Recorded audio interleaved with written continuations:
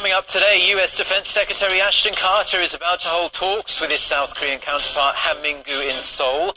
All eyes are on whether Carter will bring up the possible deployment of a controversial U.S. missile defense system. Tensions are threatening to bubble over again near the inter-Korean border after a South Korean civic group tried to resume its anti-Pyongyang leaflet campaign under the cover of darkness on Thursday night. Plus, Samsung's highly anticipated Galaxy S6 smartphones go on global release today. We take a closer look at the devices that have the tech world buzzing. These stories and more coming right up.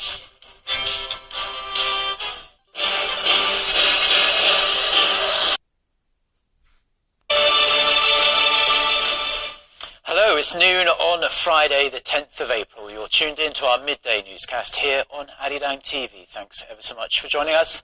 I'm Mark Brew. We begin with US Defense Secretary Ashton Carter's visit to Seoul. This is his first visit to Korea since becoming Defense Secretary in February. He's here for talks on counteracting North Korea's nuclear and missile threats. For more, we go live to our Na Hyung-kyung, who's standing by at the Defense Ministry in Seoul. Hyung-kyung, what's the latest?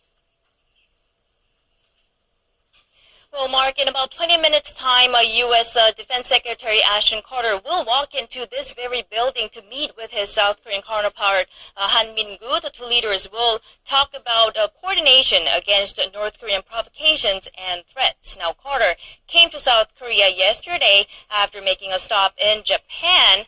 Upon landing, one of the first things he did was to thank the American soldiers stationed here. He stressed Washington's security commitment to the Asia-Pacific region, saying the U.S. would be deploying more stealth fighters and bombers to the area from now on. Let's have a listen first. A lot of our newer capabilities, the ones that we're making investments in, are going to be flowing into this theater because of the importance we attach to it. So, Hyung-kyung, we'll have to wait and see what the two defense leaders talk about today. Now, before going to the Defense Ministry, Carter met with President Park Geun-hye a couple of hours ago, right? That's right, Mark. They reaffirmed their strong alliance and also the policy of responding very sternly to North Korean provocations. But that was more like a courtesy visit. The real deal will be happening here in about half an hour at the Defense Ministry. A lot of our newer capabilities, the ones that we're making investments in, are going to be flowing into this theater because of the importance we attach to it. So, Hyung-kyung, we'll have to wait and see what the two defense leaders talk about today. Now, before going to the Defense Ministry, Carter met with President Park Geun-hye a couple of hours ago, right? That's right, Mark. They reaffirmed their strong alliance and also the policy of responding very sternly to North Korean provocations. But that was more like a courtesy visit. The real deal will be happening here in about half an hour at the Defense Ministry. That's when Carter and Han will start their meeting. On the official agenda are strengthening deterrence against North Korean nuclear and missile threats, as well as Washington handing over wartime military command of South Korean forces back to Seoul. Then they will hold a joint press conference before leaving for Pyeongtaek on the outskirts of Seoul. Now that's where the South Korean Navy's Second Fleet Command is stationed. Carter will be the first U.S. Defense Secretary to pay tribute to the 46 soldiers who perished in 2010 when North Korea torpedoed the Cheonan, the South Korean warship. Now that will wrap up his stay in South Korea. He will be flying out to Hawaii to visit U.S. Pacific Command on Saturday. And Hyung-kyung, the big question on everyone's lips really is whether or not the two defense chiefs are going to talk about Washington's possible deployment of THAAD or Terminal High Altitude Area Defense to South Korea. Well, I mean, it's both yes and no. Korean media outlets really have been focusing a lot on that topic because it has caused quite a stir recently in terms of Korea's diplomatic relations with China and Russia. The two countries opposed that, saying it would destabilize regional security. However, if deployed, Washington says its sole purpose would be to counter counter North Korean missile threats and nothing more. Now we'll have to wait and see if that will indeed come up officially or unofficially, and I will of course be bringing you those updates. This has been Na Hyun-kyung at the Defense Ministry in Seoul. Back to you, Mark. Now, it looks like The Interview, the controversial American comedy movie, has made its way into North Korea via balloon. South Korean activists have resumed their attempts to send anti-Pyongyang leaflets and movies across the border, despite North Korea's stern warnings that these launches would be answered by military strikes. Hwang Sang-hee reports. Thursday's attempt to fly anti-North Korea leaflets turned out to be a failure.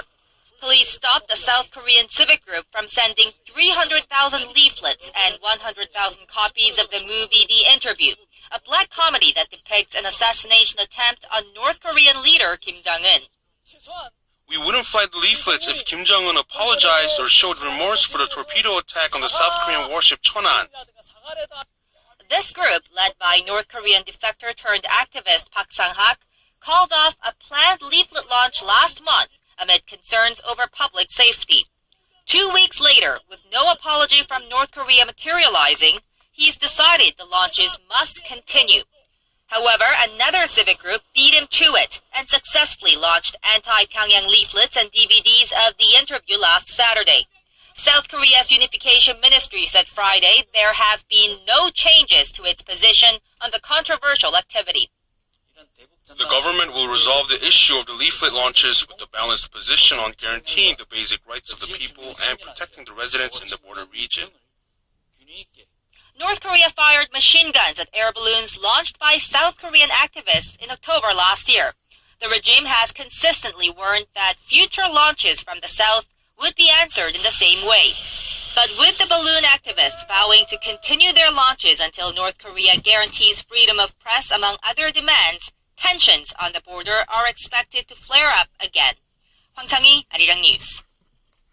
Now, a new report shows North Korea's most vulnerable people are suffering more than ever as humanitarian support from the international community has been drying up.